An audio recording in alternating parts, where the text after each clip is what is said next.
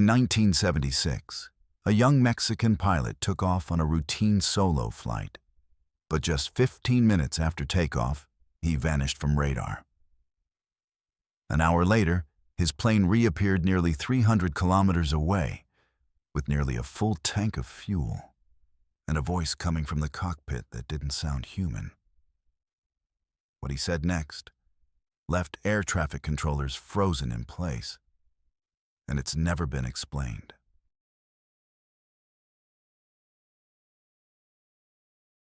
June 21st, 1976. The morning was warm, cloudless, and unusually still over Mexico City. 23-year-old Rafael Pacheco sat alone in the cockpit of a Cessna 150. His hands steady on the yoke, his mind focused. He'd flown this training route before.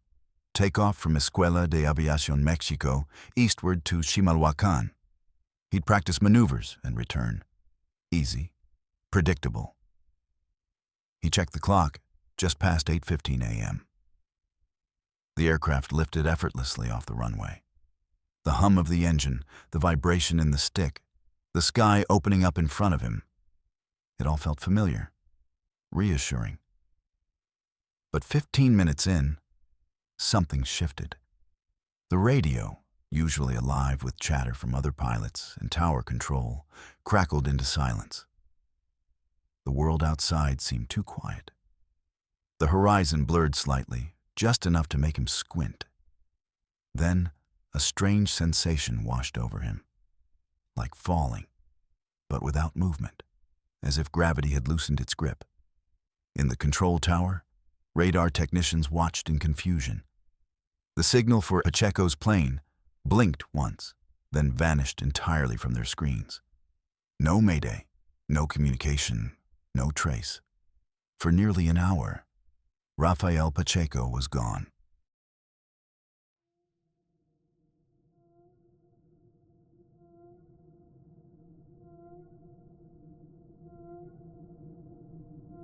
Rafael opened his eyes, and something felt off. The terrain below was unfamiliar. He wasn't flying over the flatlands near Chimalhuacán anymore. He was near the ocean. He glanced at his instruments. The heading didn't make sense. The fuel gauge still read nearly full. Then the radio came alive. Acapulco Tower was calling him. They had him on radar, approaching from the northeast. Rafael responded, confused. He hadn't planned to go anywhere near Acapulco, and yet here he was. What he didn't know was that for the last hour, he had completely disappeared from radar. No one had seen or heard from him since shortly after takeoff. And now he was over 270 kilometers away from his intended flight path. The control tower instructed him to land immediately. Rafael brought the plane to a stop on the runway. But as he taxied toward the terminal, a strange feeling sat in his chest. Something wasn't right. And as soon as he stepped out of the cockpit, it became clear. Everyone was looking at him like he shouldn't be here. And before he could even unbuckle, a group of airport staff and emergency responders were already waiting. They didn't say much, just guided him off the tarmac and straight into the medical center. The checkup was routine at first. Heart rate, reflexes, a few questions to test his awareness. He wasn't hurt. There was no damage, no sign of disorientation, no drugs or alcohol in his system. Nothing obviously wrong. He seemed completely normal, yet everyone looked concerned. After the exam, Rafael was brought into a room with a few aviation officials. They asked him the same questions over and over. Did you see anything strange? Did you speak with anyone? Did someone else speak through your radio?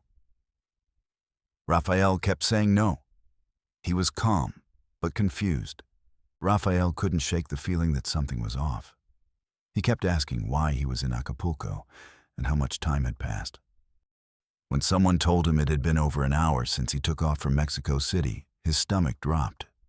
The flight should have taken 3 hours. He still had almost a full tank of fuel. He didn't remember changing course.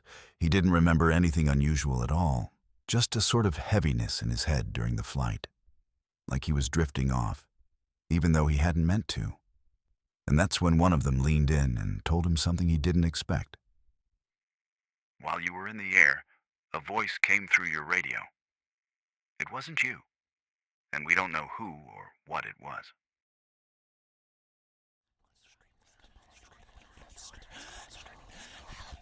At first, Rafael didn't think it could be real.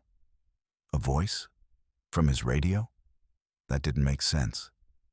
He hadn't spoken during the flight, not that he remembered, and he certainly hadn't said anything like what they were describing. But the officials were serious. They told him, "The message came from your aircraft. We all heard it. It wasn't a glitch." They said it wasn't just noise or random static either. It was a clear, calm voice, speaking in Spanish, but not quite naturally. It had no emotion, no accent, just words, delivered almost mechanically. And what the voice said was unsettling. It started by saying, "He is speaking because he is commanded. This is his voice, but not by his own will. We are using him as a microphone." The voice claimed it wasn't Rafael speaking, but rather something using him to speak. Then it said, "We don't matter much. Just know that we are beings of this universe, to which you belong." And then calmly, "You are not alone." People in the control tower didn't know what to make of it. Some just stood still, listening. But there was something even stranger. When air traffic asked follow-up questions, first in Spanish, then English, then German, the voice responded fluently in each language. Rafael didn't speak English or German, and yet the replies were immediate. It was as if the voice knew exactly how to reply, no matter what language they used. The voice went on to talk about life beyond Earth, that there were others like us, other civilizations, how they had monitored humanity for a long time, that we had self-destructive tendencies. When Rafael later listened to the recording for himself, he sat in silence for a moment. He couldn't believe it, because it was his voice, but he had no memory of ever saying those words. In the days that followed, word of what happened began to spread. At first, it was just among pilots, aviation staff, people in the loop. But then, a few journalists caught wind of it, and suddenly the story was everywhere. A young pilot disappears mid-flight, reappears hundreds of kilometers away, lands safely, no memory of the trip. And then, there's a transmission in his voice that he swears he never made. People wanted answers, and fast.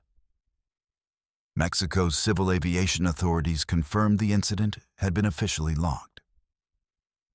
There was a flight plan, radar data, and testimony from the control tower. It wasn't just a rumor, it was real. But the recording of the transmission? That was harder to track down. Officials claimed it had either been misplaced or never existed at all. Still, a few audio fragments did leak. Fuzzy, low-quality clips of that eerie voice. And whether they were real or not, they matched what the tower staff claimed to have heard.